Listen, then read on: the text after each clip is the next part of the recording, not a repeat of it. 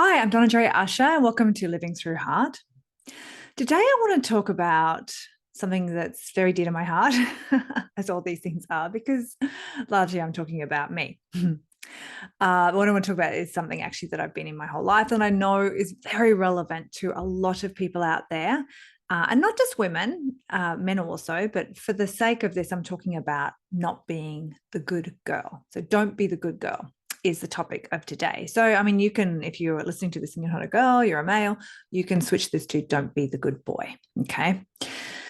So, don't be the good girl. I have lived the majority of my life in the persona of the good girl. And what I mean by persona, so the persona is the identity that we are, that we live our life through, that we have created through the woundings that we have and how we've learned to stay safe. And we think that our persona is the truth of who we are and how we show up in this world and how we act and what we think and how we do and what we react. We think that that's truly who we are, but it's really just a whole heap of responses that have been put together, from things that we learned when we were young and things that went wrong and things that happened to us and things we observed and what we learned about the world and we learned about ourselves and how we've learned to stay safe within that. So it's kind of like our persona is a conglomeration of the parts of ourselves that we have learned we are safe to embody and of our way of learning to be safe. So like our learned behaviors, patterns.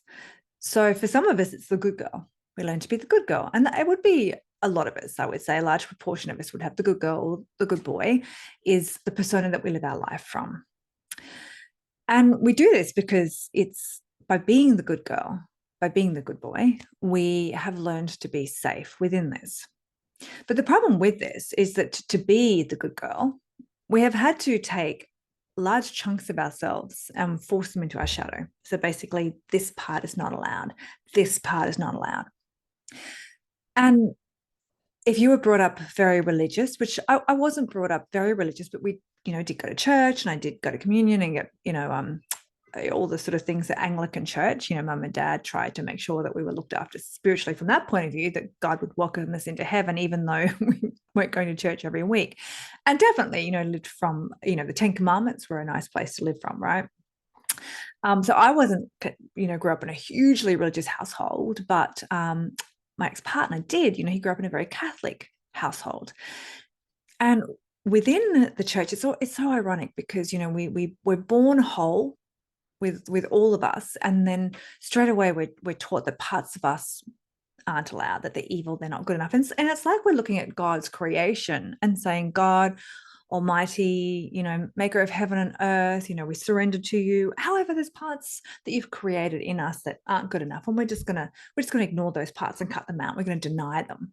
I'm going to say that they're not good enough and they're not allowed and they're not right. And instead, we're going to do this bypass where we're just like, kind and generous and giving and loving. And we're not allowed to be angry. We're not allowed to be jealous. We're not allowed to be greedy. We're not allowed to have envy. All these parts of us that we're taught are bad and evil are shoved down and we're punished if we show them. And for some people, parts of themselves that we might, as adults, deem to be beautiful parts, they have forced into the shadow and they were taught that they were not safe. So it might be your feminine power or just your masculine power. It might be the part of you that was smart. I mean, maybe you got teased for being the geek and being smart. And so you learned to hide. And maybe you even, I know some of my clients where they even would fail exams on purpose, get questions wrong on purpose, even though they were like brilliant, because when they were turning up as brilliant, it wasn't safe because they were bullied or mocked or whatever. So they learned to not be smart. They learned to turn up and pretend that they were, to dumb themselves down. So there's parts of us that are in the shadow that, the mass proportion would say, oh, yes, those parts of us are not allowed. They're not, we have to deny those parts. But then there are parts of us that we stick in our shadow that are actually beautiful, magnificent, sensual, sexual, our power, our intelligence, our creativity, our happiness. I had one client who wasn't allowed to be happy as a child because everyone in her house was depressed.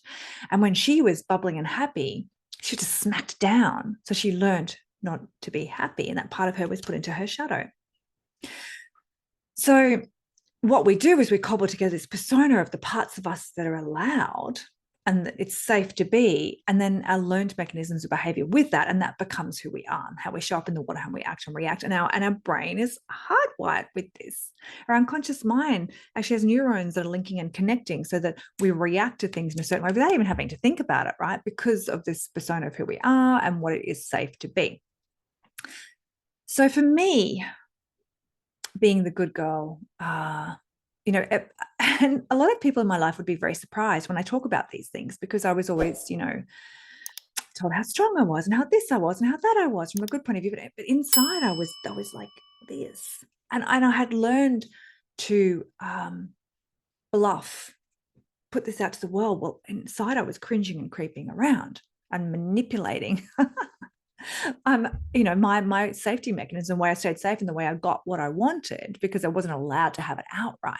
I learned to manipulate situations and make and say things in such a way that other people would think it was their own idea. And then I would allow them to have that idea, great idea, was theirs, even though I had seeded it and then like watered it and manipulated and then like teased it up into them and them owning it so that I could have what I wanted.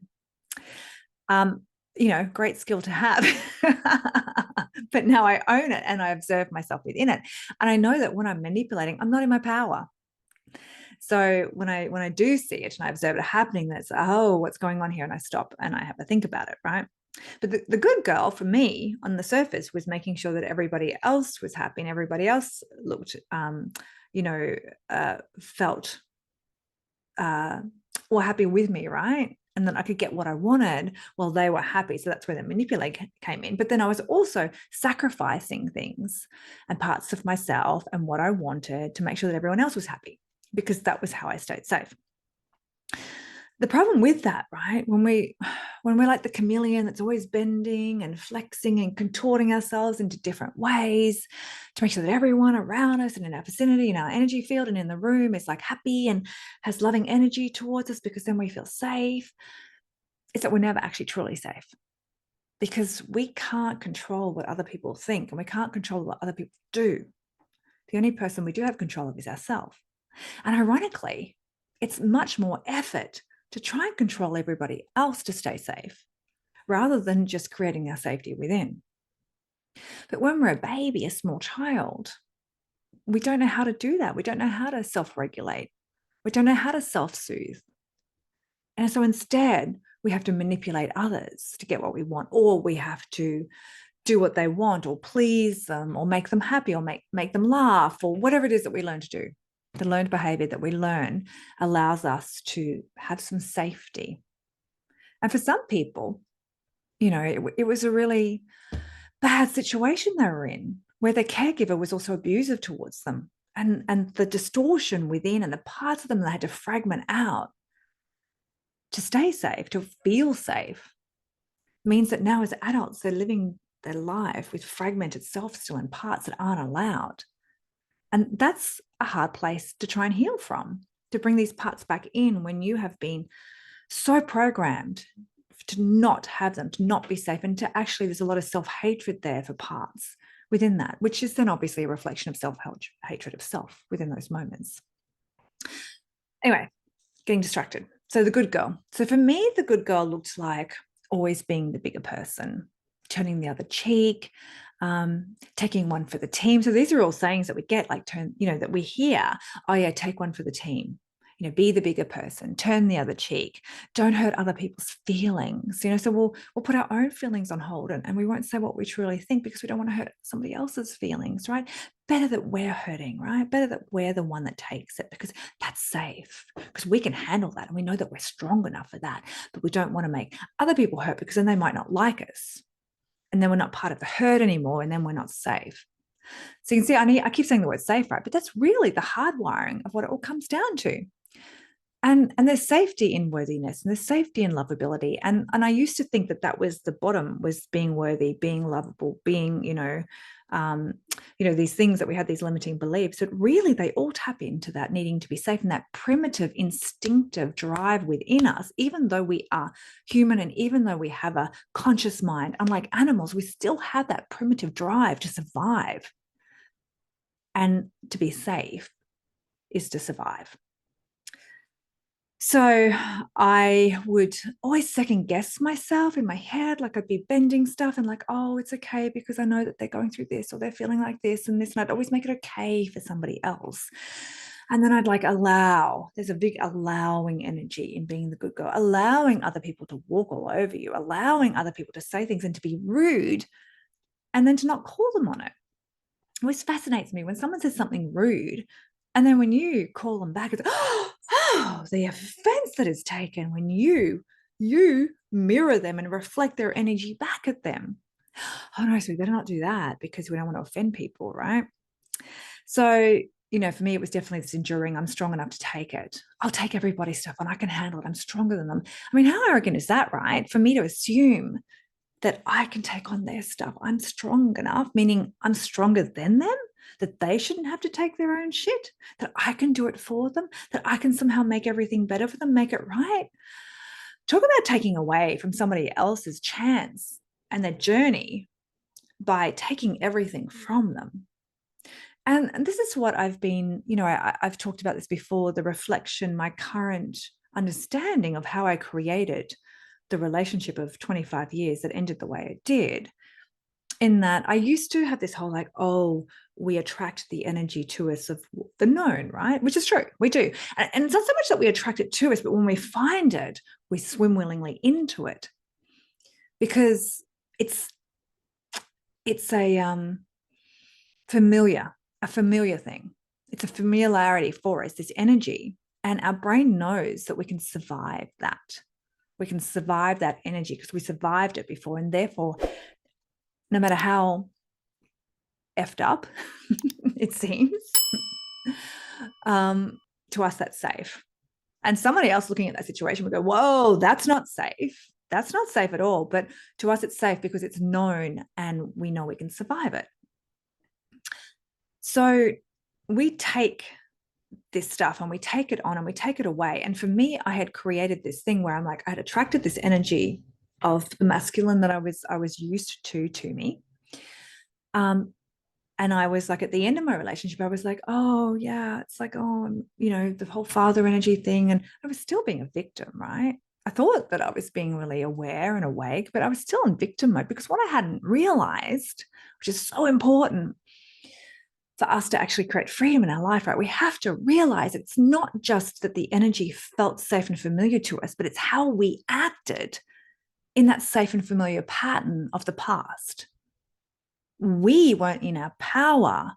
We weren't able to create something different than what the known had been because we were acting in the same way. We weren't saying when things weren't okay. Well, I don't know the we part, but definitely me, right? I wasn't saying when things weren't okay.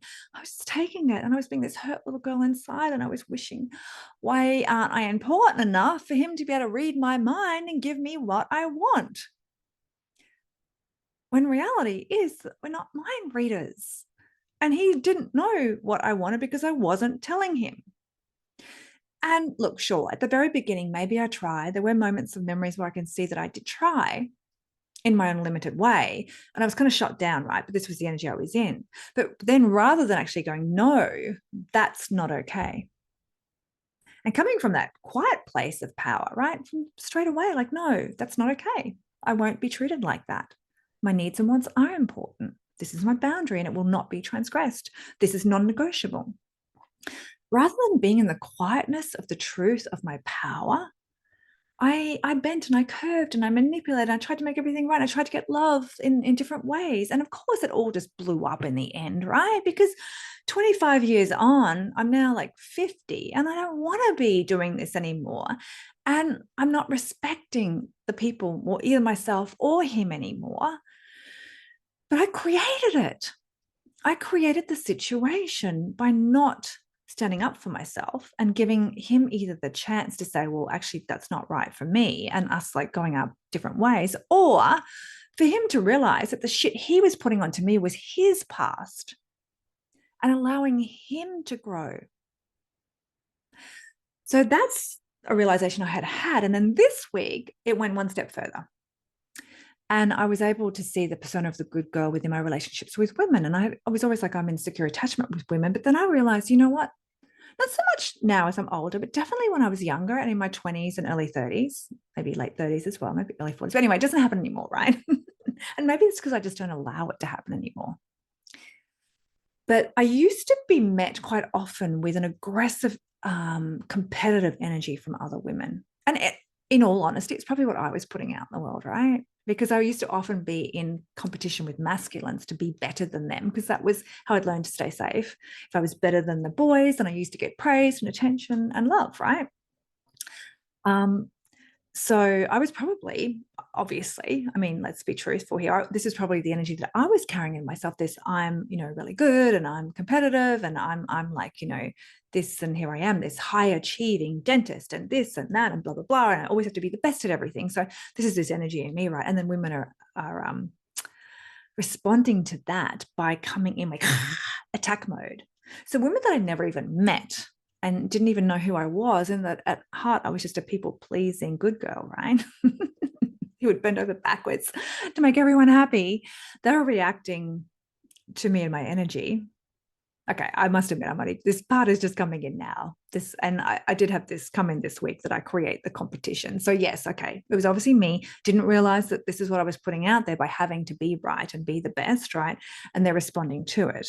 But at heart, I'm actually just a really sweet person that wants everyone to love me by accepting me and by realizing how good I am, right? So I was met with a lot of jealous competition and a lot of negativity, and women who I'd never even met before, and had heard of me and heard that, hey, she's a dentist and blah, blah, blah, and this and that and whatever else I was doing at that time. The first time I would meet them, it would often be very not nice energy, like this, like really aggressive stuff. And I would like retreat. I'd go, oh, what have I done wrong? What is it about me? And I'd be hurt inside, but wouldn't say anything, right? But rather than going and saying, oh, that's interesting, I'm sorry, have we met before? And saying, well, I'm not quite sure where you got that from or that opinion from, but that's actually not true, or whatever it is, whatever it was coming at me, rather than actually reflecting it back at them and allowing them to see their own shit at play in motion, right? I just took it, and I didn't say anything. I didn't respond, and I was the bigger person. And I took it on the chin and went for the team. And then I would like be trying to make them like me, because, oh my God, it's not safe when they don't like me.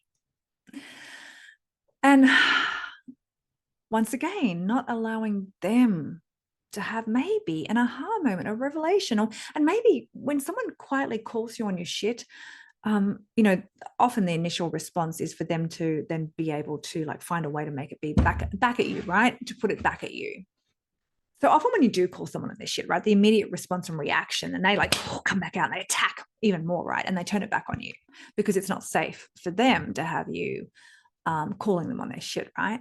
But who's not to say that a week from now, a month from now, a year from now, they might not reflect on that, and it might give them the aha understanding moment of why they were doing that. And you may have seeded something with them that gives them a chance to grow and gives them a chance to have their journey. So there's that whole spiritual bypass thing that goes on in the spiritual world, where we're all like meditating and bringing in light and love and aren't I wonderful? And we're not going in. We're not going in and doing the work, right? We're not chasing the shadow. We're not finding the parts of us that actually exist and allowing them.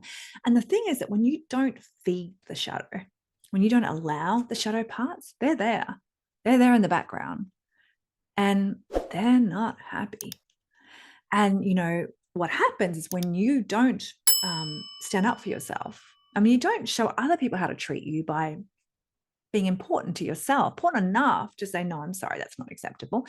And I'm not going to allow that. And that's okay if that's what you want to do. But yeah, I'm just going to leave, right? And it doesn't have to be aggressive, right? When you're coming from that place of quiet power, of your boundaries, you don't have to come out fighting.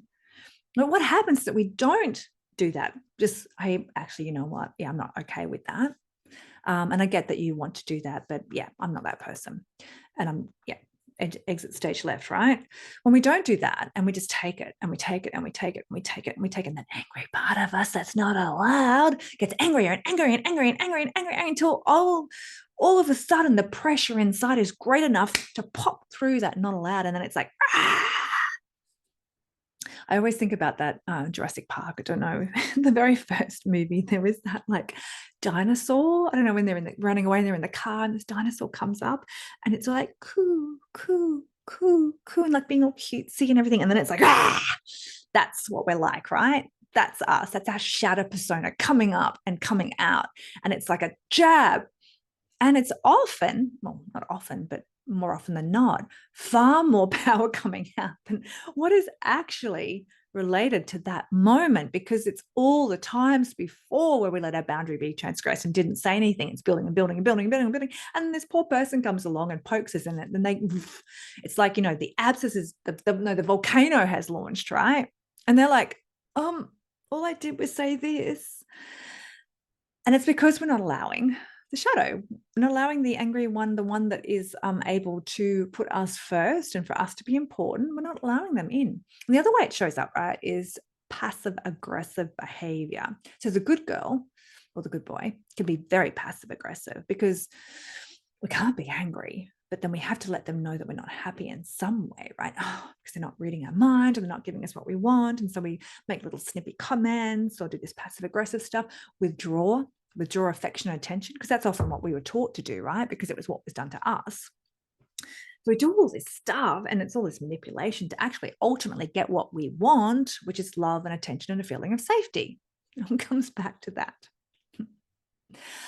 So what to do? What to do if this is you? Well, be honest and start to realize that this person who you are is just a persona. It's not really you. There's all these parts of you that are locked away in the shadow that you're not allowing and that you're not admitting. And start to be curious about what they are. And maybe it's the sensual sexual one. Maybe you were taught when you were young that you're not allowed to be sexy or feminine, or maybe you were taught that it's dangerous. It's dangerous to be that. You get attention, you get unwanted attention, right? And that's just often what happens with people who were sexually abused as children. They learn, and there's often a lot of hiding, overeating, not paying attention to their appearance or how they look or their body because they want to hide and they don't want to be noticed, right? Because it's not safe when they are noticed because of what happened to them. And yet there's this part of them that is sexual and beautiful, that's like locked away in the shadow. And what happens with us when we don't actually allow our shadow and feed our shadow and bring our shadow back in and become part of the whole is that there's moments when our boundaries are down. So when we're really tired or sick or drunk and the shadow comes out. So maybe the good girl who, after she's had like a bottle of wine, is like this crazy flirt on the dance floor, getting on down, woo, because all of a sudden she can come out, the shadows come out to play, right? And then in the morning, it's like, oh, the shame. Oh my God, the shame, because the shadow came out. And the shadow's been locked in the closet for so long, she didn't just come out, she came out and she had some fun. Yeah, I remember many mornings of like, oh, shame about how I behaved. When really it was just me wanting to be me, wanting to be whole, right? Shame and guilt. Oh my God. For the good girl, if someone says anything that like is against you or negative towards you, that oh my God, that it used to be like a knife going in, and the shame. And sometimes it would just come up and I wouldn't even know why, right? My unconscious, I don't know if it's just thinking about something and it's like putting it in, or it's recognizing something at the time. And then I start to get that hot flush thing coming up when it's like that, I'm not good enough would come in, right? And then the need to be right would come up. And then this good girl thing coming on. So obviously there's probably more persona stuff here than just the good girl. There's, the one that needs to be right, to be safe. There's, all the other stuff going on there too. But we're just talking about the good girl today. So what to do? If you have these shadow beings, the first thing is to be totally honest with yourself and to Acknowledge that they're there. And you know what? It's okay. Anger is actually not a bad thing. When it's a bad thing is when you don't allow it and express it and recognize it, and you don't, in a responsible way, deal with your anger. Because anger in a moment is never really purely about the moment, right? It's when something triggers us and we get super angry, it's a charge from the past. So we're realize something happened in the past that was anger that we didn't get to express because this angry person's not allowed, and now our button's been pushed again, comes up. When you are able to observe the trigger, observe the anger, and take yourself away and express it in privacy, right? Not taking it out on some poor innocent victim who just happened to press your button without even knowing about it, right? But when we can go off and allow it, breathe into it, allow it, and then even like tap into where it came from and have that recognition of how old that part of you that is harboring that anger is, and allow them to express through you with sound and like pillow beating, and get it out of you. Move this energy out because it's trapped in your body, right? That's where the button comes from, this physiological responses, the hormones being released. It's all trapped in our body. When you can go and do that, release it, and then observe the situation again, you see it from a totally different angle. And you see that the anger was a total over response. Maybe, yeah, there's still a boundary that needs to be put in place, or there's still a conversation that has to be had, but it's now coming from a place of quiet power and peace, and not an overreaction where you might even damage a relationship. And if it's with your intimate partner, drive them away. You keep coming out like that over and over and over again. That's not a nice environment for them to be in when they get attacked and they're not even sure why, just because they said something that happened to trigger you up from the past, right? And maybe it reminded you of an ex-boyfriend or an ex-husband or your father or some jerk from school. And now you're taking it out on this person. And to be honest, that's very irresponsible of us to do that, because we're not taking responsibility for who we are, for who we really are, and for these parts of us that we haven't allowed that are now coming out and attacking other people. So observe them when they come up. Be the observer of your mind. Don't be in your thought. Don't get caught up in the program that's there. Don't get caught up in the story, the narrative. It's just a story, a narrative. It's just an illusion, right? It's not really real. I mean, what is happening? And this is why we always feel shame afterwards, because we can see like, oh, maybe I overreacted. Yeah, of course we overreacted, because we're not being responsible and we're not doing the work. So observe. And when you see a shadow part of you that's coming up, and often a good way to see it is what triggers you, and not just in anger, but for me it was cute little cute women who are also like flirty and all this sort of stuff. They still trigger me, right? Let's be honest here. Because I'm just not that person. But obviously there's a part of me that I've stuck into the shadow that wants to be able to be all like vulnerable with a guy and like flirty, and to have the man take care of me. Don't throw rocks at me for admitting that. All right. This is me just admitting this is part of me that's been pushed in the shadow, and she's probably overreacting. And if I was to bring her back in, it wouldn't look like that. Right. But to be able to desire a masculine that can hold me and can see me and can adore me and can be with me in the wholeness of who I am and love me for that, and for me to be able to surrender into that, that's not a weakness, that's a strength. So don't throw rocks at me for wanting that, okay? Anyway, where was I? Yes, observe these parts. So when you have a trigger coming up, take time out to think about the trigger. What was the trigger? What triggered you? What was it in them that you were like about, right? Because 99.99% of the time, that thing is your shadow. That thing that is annoying you in that person is annoying you because you're denying it in yourself. And you hate that part of you. You're not allowing them. So when you see it in someone else, then you hate it in them as well, right? And it triggers you. Sometimes people are triggering you because they've overstepped your boundary and you're not in your power and you're not putting that in. So that's another beautiful thing to observe, because, well, why am I not being in my power? Why am I not putting my boundary in place? And why am I not letting them know, hey, no, stop, back off? And then the other thing that triggers, because they remind you of somebody else that triggers you. And then let's go back to A and B for that, right? So triggers are a blessing when you get into discomfort and a situation and you're out of your control and this is happening, and then you find yourself trying to control it, stop, look at it. There's a trigger there. And you can dive into that trigger and observe yourself from within it and learn so much about yourself and the parts of you learned were not allowed, and then start to allow them and start to integrate them back in. And it's like, what does this part of me want? What does this part of me need? And how would they feel when they had it? And there's a beautiful practice that I've just learned in the Tantra embodiment practitioner training I'm doing called Feed the Shadow. And that's exactly what you do. You bring up the shadow part, you observe them, you ask them those questions. What do you want? What do you need? How would you feel if you had it? It's like, what do you want from me? What do you need from me? How would you feel if you had it? And then you allow them to answer, and you drop into the energy of this part of you. And from their energy, you answer, and you'll be surprised what the answers are. And then you feed the shadow, you give that to them. You turn yourself into that essence and you feed it to them. And in doing that, what's actually happening is it's like a parts therapy, where you're actually bringing that part back in and integrating back into and allowing them back into the sphere of actually who you are. And you're rewiring your neurology in that moment, which is really exciting, right? So what's the benefit of doing this work, of going into the shadow and bringing it back in? Well, one, we're not always in the pain, right? We're not always in the pain of not being enough, of not being good enough, of not being safe, because we're creating that safety inside, and we're being responsible adults. All we have to worry about is one person, but instead all we worry about is everybody else, right? We worry about everybody else, trying to control it, trying to control situations, trying to keep ourselves safe.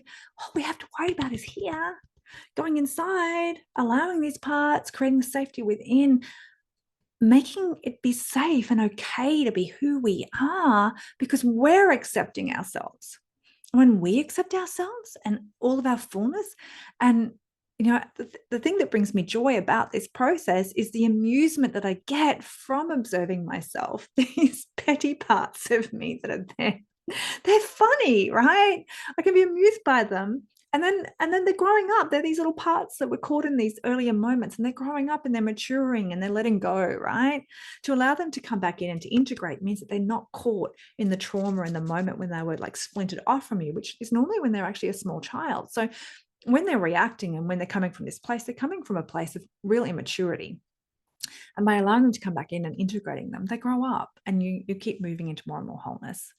And from that place, oh my God, the safety that we can give ourselves. And I'm not saying that I don't have any triggers. Don't get me wrong. I'm still on the journey, right? But I'm getting to the point where I can recognize the beauty and I have moments of the stillness of the wholeness, right?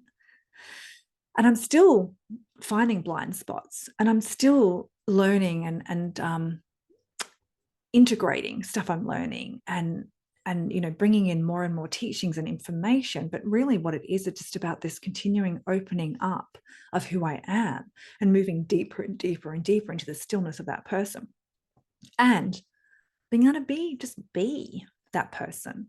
And when you're in that energy of just being, and you're not trying to be the good person and the right person, and you're not trying to manipulate the situation, your energy is totally different, and people aren't going to see that you're a pushover or walkover.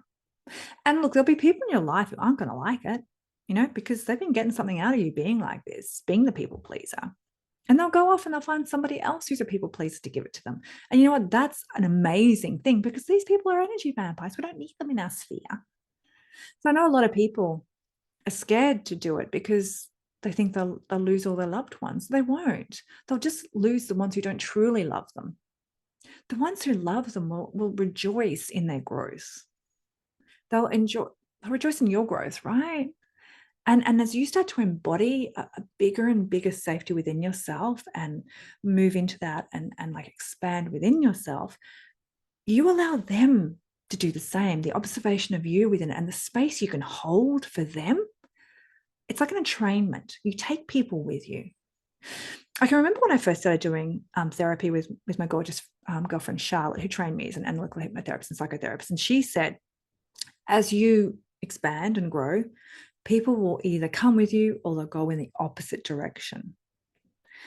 And it's true. And that's what happened with a lot of my relationships, including with my ex-partner.